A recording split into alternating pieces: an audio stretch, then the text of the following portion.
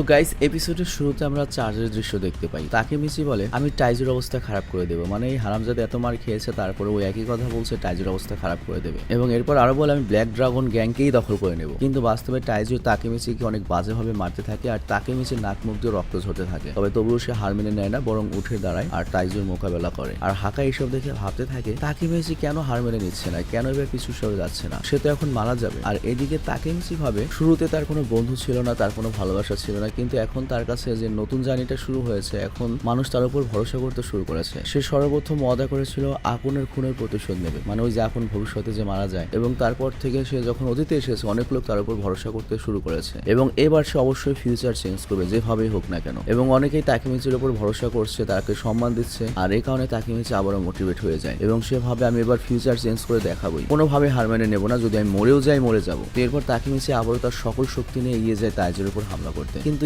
এবার সে তাইজুর মুখের উপর ঘুষিও মারে, কিন্তু তাইজুর ঘুষিটা অনেক জোরে ছিল। তবে এখানে উল্লেখ্য তাইজুর ঘুষি অনেক বেশি পাওয়ারফুল ছিল, এতে তাকেমিচির অবস্থা 12টা বেজে যায়, বাট তাইজুর কিছুই হয় না। উল্টো তাইজু বলে এই ঘুষিতে তো আমার কিছুই হবে না, বাট কিছুক্ষণ পরেই তাইজু মাটিতে বসে পড়ে এবং তাইজু ভাবে এটা কি হলো, আর তার সাথে থাকা চামচারও অবাক হয়ে যায়, এটা কিভাবে হতে পারে, তাইজু কিভাবে তাকেমিচির মতো একটা পুলার মার খেয়ে বসে পড়লো। আর এদিকে তাকেমিচি উঠে দাঁড়ায়, লড়াই করার জন্য আবারও প্রস্তুত হয়, আর সে হাকাইকে এটাই বলে আমি ভবিষ্যৎ চেঞ্জ করবো, এর জন্য আমার জীবন বাজি রাখতে পারি। তুমি জানো এত মার খেয়েও কেন আমার ব্যথা হচ্ছে না, এর চেয়ে কষ্টের কি জানো, একলা থাকা। তোমাদের ছাড়া আমি ভবিষ্যতে একলা থাকতে পারবো না, আর হাকাই তুমি আমার বন্ধু, তুমি আমার সাথে যে কোনো ব্যাপারে কথা বলতে পারো। তো তাকেমিচির এইসব কথা শুনে হাকাই কান্না করতে শুরু করে এবং নিচে বসে পড়ে। আর ফাইনালি হাকাই তার সিক্রেটটা তাকেমিচিকে বলা শুরু করে এবং বলে প্লিজ আমাকে বাঁচাও তাকেমিচি। আর এদিকে তাইজু উঠে দাঁড়াতেই পারছিল না, আর সে মিটসুয়াকে দেখে বলে টোমানের ক্যাপ্টেনরা আসলে অনেক সাহসের, জেদি, হার মানতেই চায় না। চিফিও তখন বলে তাকেমিচি আরে পার্টনার তুমি তো বেশ করেছো। আর এদিকে তাইজু উঠে দাঁড়ায়, আর তখন তাকেমিচি বলে চিন্তা করো না, আমি ইজুহাকে রক্ষা করবো, ওর দায়িত্ব আমার উপর ছেড়ে দাও। হাকাই বলে না,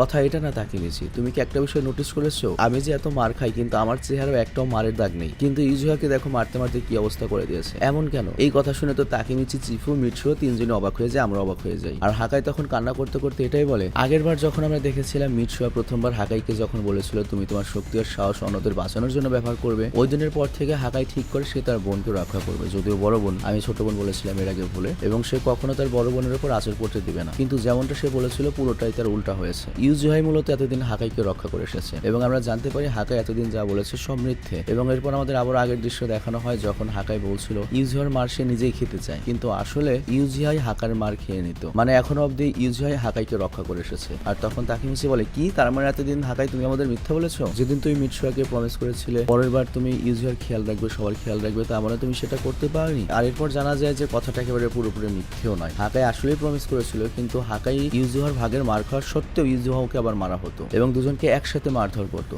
এবং তাইজু, হাকাই এবং ইউজুহা দুজনকে পালাক্রমে মারধর করতো। এবং হাকাই বলে আমি শুধু সেটাই বলতে চেয়েছিলাম যেটা ইউজুহা আমার জন্য করেছে, আমি ইউজুহার জন্য কিছুই করতে পারিনি। ইউজুহা এরপর পুরো মাঠটা আমার মাঠটা ওর উপর দিয়ে নিয়েছিল। তো এই কথা শুনে মিটসুয়া তাকেমিচি, চিফু অবাক হয়ে যায়, আর ইউজুহা তখন ওকে থামিয়ে বলে হাকাই তুমি এখন চুপ হয়ে যাও, এগুলো কিছু বলার দরকার নেই। আর তখন হাকাই তাকেমিচির কাছে ক্ষমা চায়, আর তার অনেক খারাপ লাগছিল কারণ তাকেমিচি তার জন্য তাইজুর সাথে লড়াই করছে, কিন্তু সে নিজের বোনের জন্য কিছু করতে পারেনি কারণ সবই মিথ্যা ছিল। আর সে এই জন্যই কিছু করতে পারেনি কারণ হাকাই তাইজুকে মানে ওর বড় ভাইকে অনেক ভয় পায়, আর তাছাড়া তার কাছে আর কোনো পথ ছিল না, এই জন্যই সে তাইজুকে ছুরি মারতে চেয়েছিল, ভেবেছিল তো তাইজুকে মারলেই তারা বেঁচে যাবে। আর তখন তাকেমিচি বলে তুমি কি ভেবেছো, তুমি কি মনে করো তুমি একাই লুজার, আমি তো তোমার চেয়েও বড় লুজার, কথাটা খুবই সত্য। তো এরপর তাকেমিচি হাসতে থাকে কারণ সেও জানে সে অনেক বড় লুজার, কিন্তু তারপর সে হার মেনে নিতে চায় না। আর এদিকে মিটসুয়া এসে তাকেমিচিকে বলে তাকেমিচি আমি তোমার সামনে অনেক বড় বড় কথা বলেছি, তোমাকে দেখিয়েছি গ্যাং কেমন হতে হয়, তবে আমার জীবন আমার একদম পছন্দ না। তোমার সামনে যদিও আমি দুই বোনকে অনেক ভালো মতো লালন পালন করেছি, তবে আমি আমার দুই বোনকে লেখে পালিয়ে গিয়েছিলাম, কিন্তু আমি এরপর যখন বাসায় ফিরে আসি আমার মা আমাকে অনেক জোরে থাপ্পড় মেরেছিল। তো হাকাই তুমি একা নাও যে কিনা তার দায়িত্ব থেকে পালিয়ে বেড়ায়, আমরাও সবাই দুর্বল, এ কারণেই তো আমাদের বন্ধু রয়েছে। আর এটা কিন্তু অনেক দামি একটা কথা যে আমরা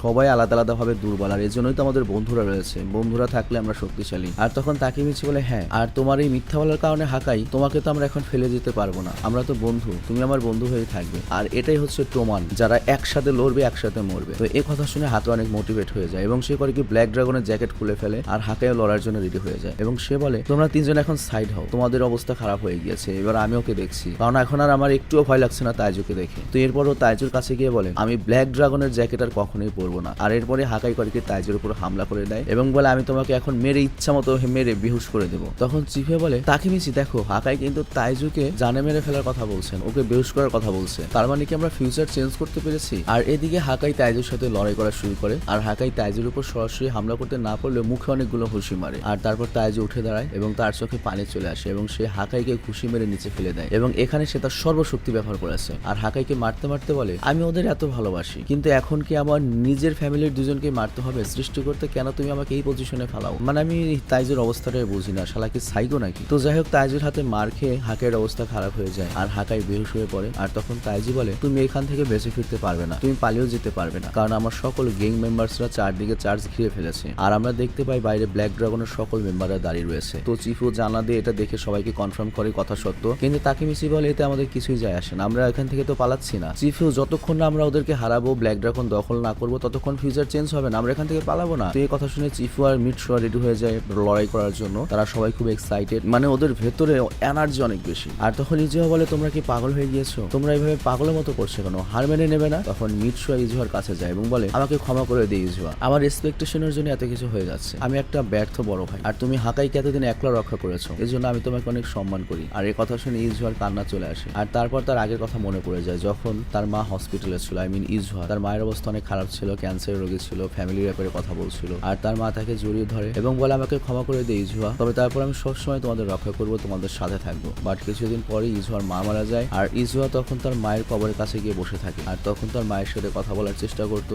যে কিভাবে তার ছোট ভাই স্কুলে ভর্তি হয়েছে, সে তার ব্যাগকে অনেক ভালোবাসে, যখন খেলতে যায় তখনও ব্যাগ নিয়ে যায়। আর এসব কথা মায়ের সাথে শেয়ার করে বলে, আমি তোমার হয়ে তোমার পরিবারকে রক্ষা করব। আর এরপর থেকেই মূলত ইজুহা তার ভাইকে এত রক্ষা করে আসছে। আর তখন আমরা ইজুহার মুখে ক্ষত দেখতে পাই, মানর মায়ের মৃত্যুর পরপরই ওদের উপর অত্যাচার শুরু হয়ে গিয়েছে। কিন্তু কখনো ইজুহা পিছু না হটে সবসময় হাকাইকে বাঁচানোর চেষ্টা করেছে। আর তবুও তাইজু হাকাইকে মারধর করতে ইজুহাকে মারধর করতো। এবং বর্তমানে ইজুহার কাছে টেটা কিসাকির কল আসে এবং কিসাকি তাকে কল করে বলেছিল যে হাকাইকে যাও রক্ষা করো, হাকাইর এখন তোমাকে প্রয়োজন। তো এই কারণে ইজুহা চার্জে এসেছে হাকাইকে বাঁচাতে। আর এরপর আমাদের চার্জের দৃশ্য দেখানো হয়, যেখানে চিফু আর মিটসুয়া নোবি এবং কোকুর উপর হামলা করে। আর অন্যদিকে তাকেমিচি আর হাকাই টাইজুর মুখোমুখি হয়। তবে এখানে লড়াই শুরু করার পূর্বে আমরা ইজুহাকে কান্না করতে দেখি। আর এটা কিন্তু সুখের কান্না ছিল। ইজুহা ভাবছিল সে আর এখন একা নয়, তার একটা বিশাল ফ্রেন্ড সার্কেল রয়েছে। আর ছোটবেলাতে সে একা হাকাইকে রক্ষা করেছে এবং ওয়াদা করেছিল সে সবসময় রক্ষা করবে। তার কাছে সবসময় মনে হতো সে একা, কিন্তু সবাইকে দেখে তার অনেক ভালো লাগছে যে তারা এখন একা নয়। আর এদিকে তাইজু হাকাই আর তাকেমিচি দুজনকে অনেক বাজেভাবে মারতে থাকে, কিন্তু তারপর ওরা পিছু হটে না। আর এদিকে আমরা দেখি ইজুহার মায়ের আত্মা ইজুহাকে জড়িয়ে ধরে এবং বলে, ইজুহা, আমি বলেছিলাম না তুমি একা নও, দেখো তোমার সাথে সবাই রয়েছে আর তুমি এরপর থেকে আর কখনো একা থাকবেও না। আর এরপর ইজুহার মায়ের আত্মা সবাইকে ধন্যবাদ জানায়। আর এদিকে মিটসু আর চিফুর অবস্থা তো খারাপ হয়ে গিয়েছে, অন্যদিকে তাকেমিচিও মার খেয়ে পড়ে গিয়েছে, শুধুমাত্র হাকাই একা দাঁড়িয়েছিল। আর হাকাই তখন বলে, চিন্তার কোনো কারণ নেই তাইজু, আমি এখনো তাকেমিচির 50% মারও খাইনি। আর তখন তাইজু বলে, পাগল, তোরা এখন সব হারবি, সব মরবি। এটা শুনে হাকাই বলে, চুপ থাকো, নরকে গিয়েও তুমি তোমার শাস্তি পাবে। আর এই কথায় তাইজু আরো রেগে যায় এবং হাকাইকে বাজেভাবে মারতে থাকে, কিন্তু হাকাই পিছু সরে না, সে তাইজুর সাথে লড়াই চালিয়ে যায়। আর ঠিক তখনই বাইরে থেকে বাইকের শব্দ আসে। আর হাকাই তখন বলে, আরে তোমরা কি কোনো বাইকের শব্দ শুনতে পাচ্ছ?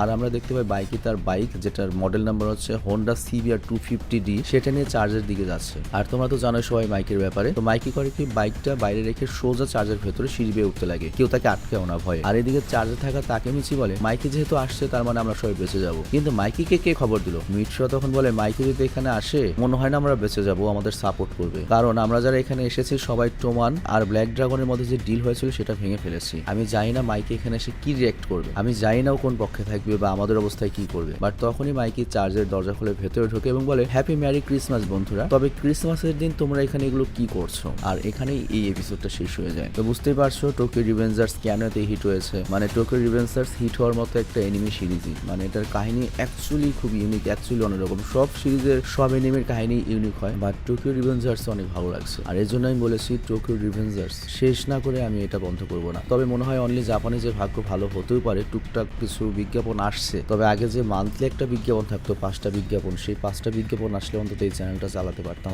তো যাই হোক, আমি বিদায় নিচ্ছি, ভালো থেকে সুস্থ থেকো, টেক কেয়ার, আল্লাহ হাফেজ, ঈদ মোবারক সবাইকে।